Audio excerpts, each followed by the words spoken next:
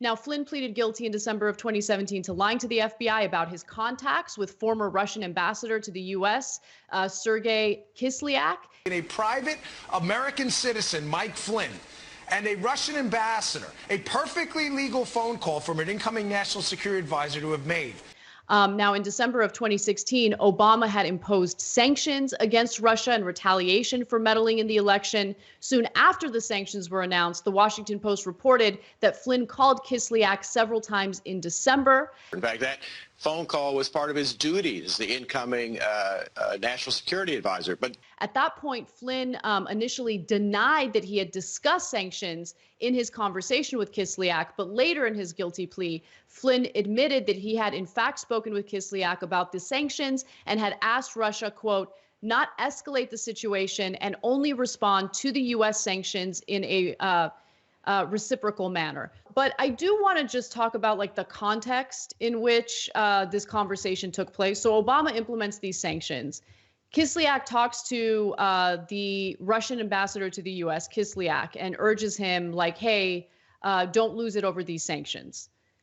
Is that a bad thing? Like, I think what they talked about matters. Yes, he lied to the FBI. There's no question about that. He pleaded guilty to it. He clearly had this communication with Kislyak. That phone call was part of his duties, the incoming national security advisor. But why did he lie to the FBI? Why didn't he just say, hey, this is what we discussed. This is what happens when you have diplomatic conversations? Yeah. No, Anna, that's the number one question that Bill Barr should have been asking. You nailed it. Because he says in the rest of the interview that he doesn't deny that Flynn lied. He can't deny it because Flynn has admitted twice in open court that he lied. You understand there's no evidence at all Mike Flynn lied? I get it. The liberals' heads are exploding right now. They're saying he pled guilty. Okay, he withdrew that plea. So why is he not prosecuting him for lying to the FBI, which he would prosecute you for, guaranteed? Where is the, I'm asking, look, simple question for all of you out there, everyone watching. Where is the evidence Mike Flynn lied? Don't cite the plea. They withdrew the plea. And if the government had any information backing that plea, they wouldn't have dropped the case. Where is the evidence that Mike Flynn lied, besides on CNN and MSNBC? He says, well, because there's a second part of the case, which is that they shouldn't have been doing the investigation in the first place against Flynn and my beloved Donald Trump.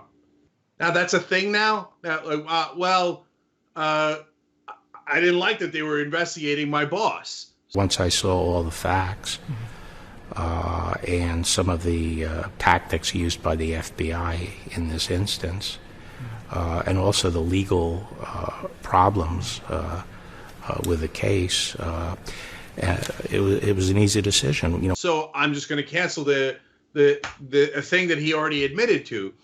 So then did it never occur to you, even if you were honest about that, did it never occur to you, if there was nothing to investigate, why did he bother lying?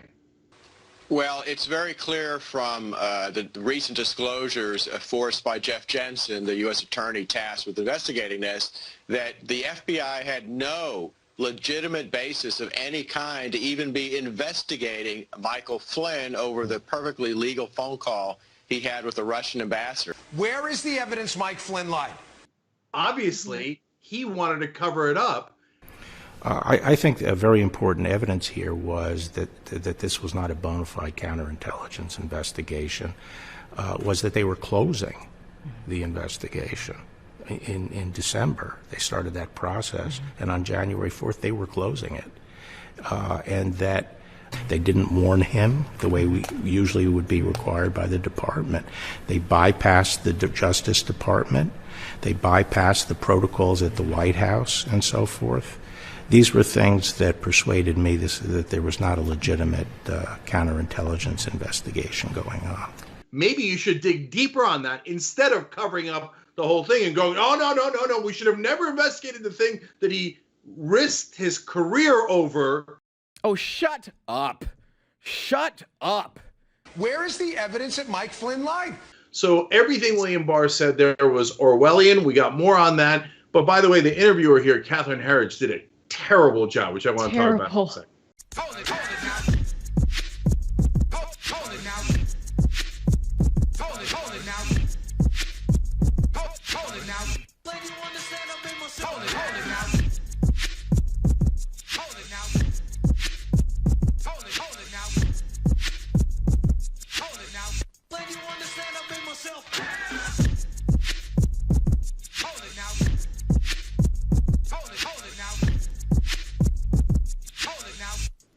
Yes, exactly. So he actually was asked about the guilty plea, and his answer was fascinating, especially because you don't hear these types of answers when it comes to guilty pleas that were given with coercion, right? They were coerced. Like, we've done so many stories of like criminal cases where usually men of color are coerced into pleading guilty. In this case, though, just pay close attention to the reasoning that Barr gives for why Flynn pleaded guilty. Cannot be established here. They did not have a basis for a counterintelligence investigation against Flynn at that stage. Does the fact remain that he lied? Well, you know, people sometimes plead to things that turn out not to be crimes. You know, because there certainly have been guilty pleas in the past when people are coerced to give those pleas, but that's not the case here. I mean, Michael Flynn was not coerced into pleading guilty. He took a plea deal, that's for sure. At one point, Barr used the phrase perjury trap. You do hear that in court a decent amount, almost always from the defense lawyer, not from the prosecutor.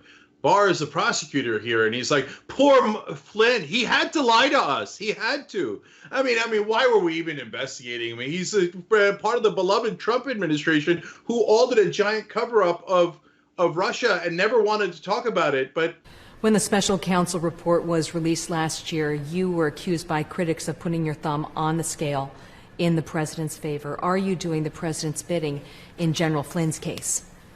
No, I'm doing the law's bidding. I'm doing my duty under the law, as I see it. It's also very clear that there was prosecutorial misconduct. There's a U.S. Supreme Court case called Brady that mandates prosecutors have to turn over exculpatory evidence to the defense, and it's very clear that the DOJ prosecutors here did not do that. So I really don't see how any professional who wants to act in an ethical manner could do anything other than dismiss the case. Well, yes. One final video. It's short, but it's important to give you a sense of his frame of mind here.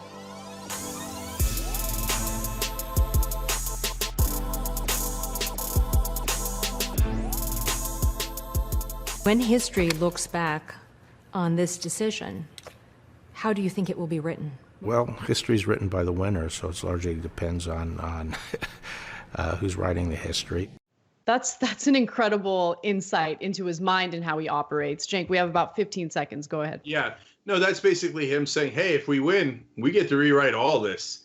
And then truth will be on its head, and so will justice. Ha ha. And Harry's just like, oh, thank you, sir. Absolutely, sir. I got a scoop. I got a scoop.